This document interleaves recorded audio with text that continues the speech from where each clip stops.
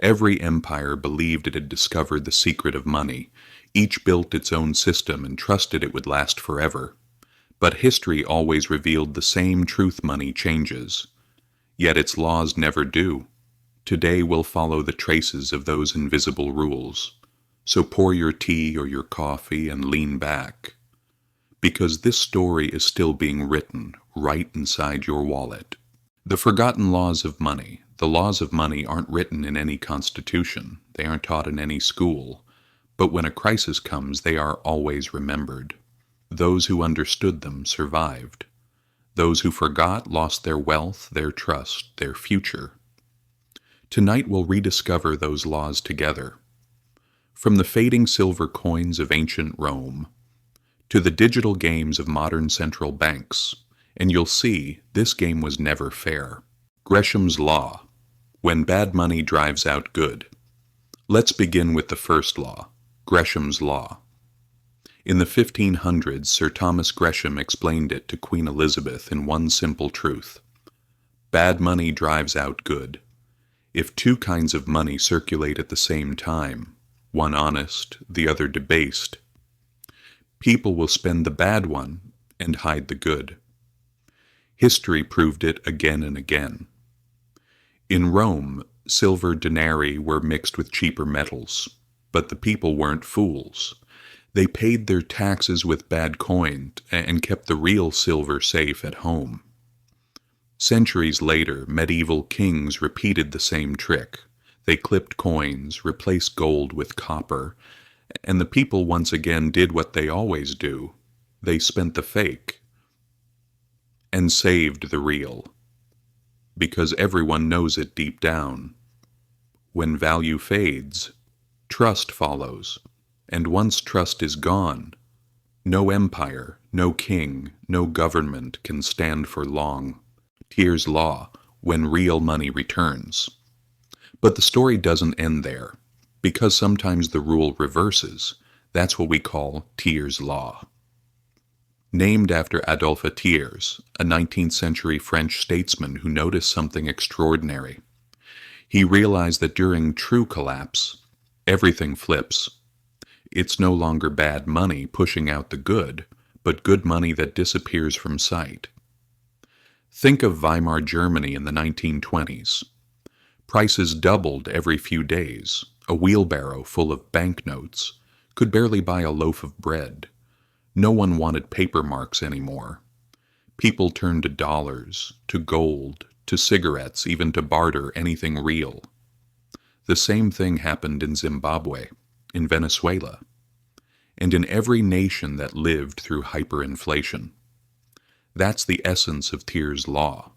When the system collapses, people stop believing the government's promises and return to what they can touch, what they can trust, what truly holds value. Gresham's Law shows the slow decay of money. Thiers' Law shows its sudden death. The Cantillon effect: why inflation always feels unfair. So what happens between slow decay and total collapse? Between Gresham's world and Thiers'? That's where the Cantillon effect lives. In the 1700s, an Irish-born French economist named Richard Cantillon noticed something no one else had truly seen before. When new money is created, it doesn't reach everyone equally. Those closest to the source, governments, banks, the financial elite, they touch it first. They spend it before prices rise. By the time it reaches people like you and me, everything already costs more. Early receivers buy at yesterday's prices, late receivers pay tomorrow's. That's why printing money makes Wall Street richer but leaves ordinary people poorer. It happened after the 2008 financial crisis. They called it quantitative easing. But the result was the same. Stock markets soared, real estate exploded, but wages stood still. Because inflation isn't just a number, it's a silent transfer of wealth from the many to the few, from workers to asset holders, from trust to illusion. And here's the painful truth: the system was designed this way. Wealth flows upward, and the cost stays below. The rich don't just earn more, they receive money differently. That's why the Cantillon effect is the hidden engine of the modern financial system. It has never changed, only the names have. Financial repression, the silent erosion of wealth. If the Cantillon effect explains why money flows upward, financial repression explains why you can never climb up. The idea was born after World War II. Back then, nations were buried under mountains of debt. Raising taxes would have caused revolt. Defaulting would have destroyed trust. So they found another way, a quiet one. They decided to keep citizens inside the system, while silently eroding their wealth. How? Central banks kept interest rates artificially low, often below inflation itself. So even if your money sat safely in a bank, you were getting poorer every single year. Then came capital controls. You couldn't move your money abroad. You couldn't buy gold or foreign currency. Everyone was trapped inside the system. It was, in truth, a hidden tax. Silent, invisible, but brutally effective. And after 2008, the same playbook returned. Rates stayed near zero for over a decade. The rich watched their assets multiply, while the savings of ordinary people melted away. But here's the cruel irony. It wasn't a mistake. It was a design. This was the new age of financial repression, a world where debt is reduced by quietly destroying the value of your money.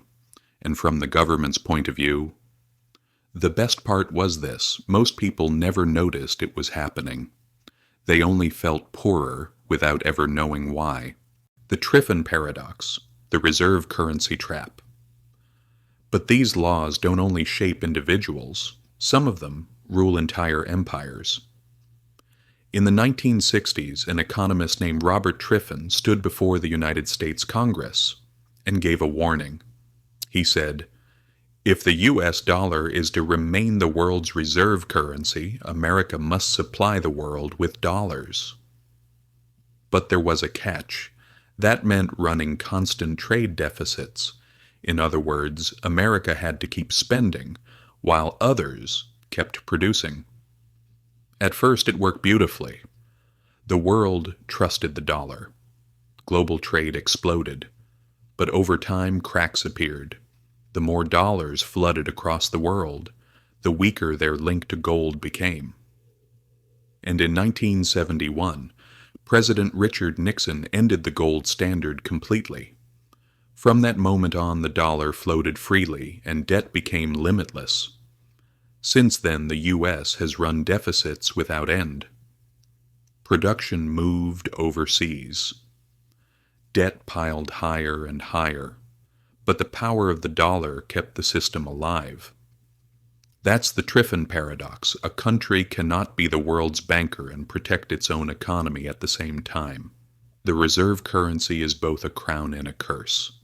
And today we're watching that curse unfold. America consumes more than it produces. It survives on endless borrowing. While the dollar props up Wall Street, Main Street pays the price. Now new challengers are rising. China, Russia, and the BRICS nations are building their own systems, and central banks around the world are stockpiling gold faster than at any time in half a century. The very system that once made America powerful is now quietly preparing its fall. Goodhart's law, when numbers betray reality. There's another painful truth, Goodhart's law. In the 1970s, economist Charles Goodhart noticed something simple yet devastating. He said, "When a measure becomes a target, it ceases to be a good measure." In other words, when a number becomes sacred, it stops being real. Governments have fallen into this trap again and again.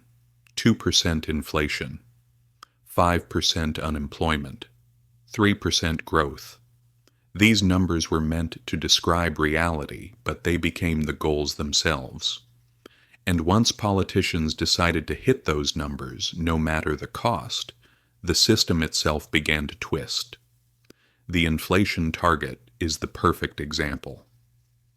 For decades, they promised 2% inflation. To keep that illusion, they cut interest rates, they printed money, and they inflated asset bubbles across the world. On paper, everything looked stable. Charts looked clean. Reports looked perfect.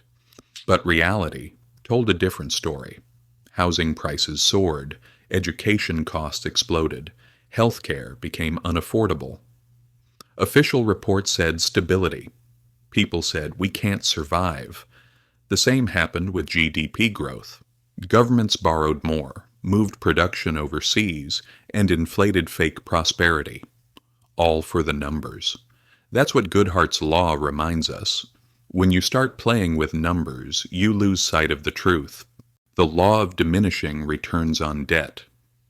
This last law is colder, more mathematical, and perhaps the cruelest of all. It's called the law of diminishing returns on debt. At first, debt fuels growth. You borrow $1, you get $1's worth of progress. Simple. But over time, the system saturates. Each new dollar of debt creates less and less real wealth. First, it gives 50 cents of growth, then 25, then almost nothing. Debt keeps rising, but growth stands still. The machine no longer accelerates, it just groans under its own weight. And today, we're right there. The United States now carries over $30 trillion in debt. Yet each new trillion barely moves the needle of real prosperity. It doesn't build wealth anymore, it just keeps the system running a little longer. History has seen this play out before. Rome debased itself into collapse. Pre-revolutionary France drowned in loans. Britain was crushed under the weight of 2 world wars. And now America stands at the same crossroads. This law is merciless. Debt buys time but never escape. The real laws of money. Conclusion. All these laws remind us of one simple truth. Money isn't magic. It follows rules, as real and as ruthless as gravity itself. Bad money drives out good. Crises push people toward hard assets. New money always flows to the top. Governments quietly crush savers to erase their own debts. Reserve currencies always collapse under their own weight. And when numbers start to lie, the system begins to die. These are not just lessons from history. They're a guide for survival. They explain why your paycheck never keeps up, why your savings lose value, why Wall Street breaks records while you fall behind. Because this system was never built for you to win. You pay taxes, they move assets. You earn a wage, they print before you get paid. Your money loses value, while theirs multiplies. The system follows its laws, and if you don't understand them, you'll lose every time. History never repeats itself word for word, but money always obeys the same rules. And if you don't learn them, eventually they'll break you too. Final word, the true face of money. Throughout history, every empire tried to ignore the laws of money, but the ending was always the same. Because money doesn't obey people, it obeys its own laws, and those laws never change. Bad money drives out good. Debt grows. Trust fades. Newly printed money always finds its way to the same hands. The system wins. The people pay. What's happening today is no different. Only the form has changed. Metal coins became paper, and paper became pixels on a screen. But the rules never changed.